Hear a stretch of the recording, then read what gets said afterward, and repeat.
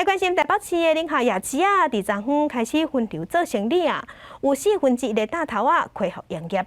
店头是表示讲，伊毋是叫大家去踅夜市啊，抑过欢迎消费者包顿去食，互因趁有基本开销就好啊。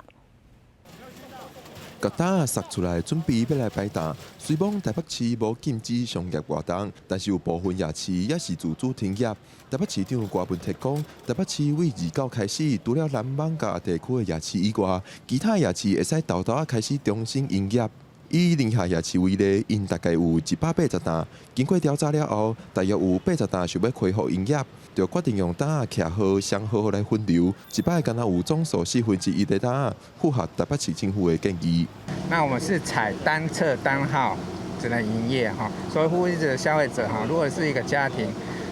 你就派一个代表来买。那我们另外一侧就是下个礼拜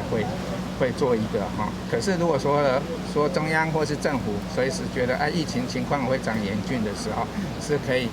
给我们一些讯息，我们是随时可以做一个调整。我们没有抱很大的希望，那我们只希望说能够出来做，至少能够最基本的一个开销够，能够生活就可以。林定国表示，民众入夜市需要神明节以外，到每一个档神明节嘛需要搁做一摆，防体温消毒嘛拢有，出入口嘛拢有人来看守，随时看状况来调整现场的措施。不过，也是有民众认为防疫措施是无够好。我们前面进来的确有要量耳温，但中间这些还是很多人是从中间过来的啊，还可以再加强啦，因为毕竟旁边你看车子还是这样乱走的，然后他只管这些行人。有民众认为，夜市若是要解封，应该要把规个街区拢封起来，敢若保留主要的出入口，互人入来，安尼防疫政策才会周全，较互人安心。